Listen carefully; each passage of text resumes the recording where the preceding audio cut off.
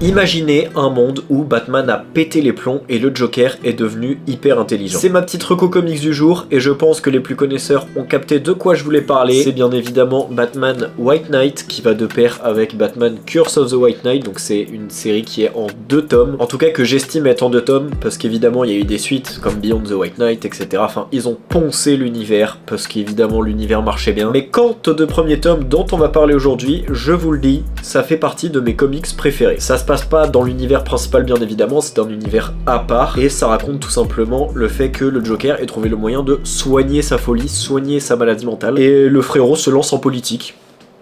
Et il est pas mauvais en plus. Et face à ça, Batman a du mal à réagir. Batman qui commence à déraper un peu, qui devient de plus en plus violent, qui commence à se mettre à dos la police. Et si je recommande ce comics, c'est non pas pour son concept, qui est hyper original, le fait que les gens de Gotham se tournent plus vers le Joker que Batman, c'est surtout le côté humain des personnages. Là, dans ce comics, les personnages sont tous ultra bien développés et on s'y attache à peu près à tous. Et c'est là que je vais parler du 2e tome, donc Curse of the White Knight, qui je trouve plonge vraiment mes propos dans le vif du sujet. Vraiment c'est très axé sur les personnages, leur mentalité, leurs faiblesses, et on s'attache à des persos auxquels on n'aurait jamais pensé s'attacher, que ce soit en regardant un film, en lisant un comics, etc. Et je trouve ça trop bien. Mention honorable au personnage d'Harley Quinn qui est exceptionnel. Et il est assez accessible si vous lisez pas beaucoup de comics, donc c'est trop cool.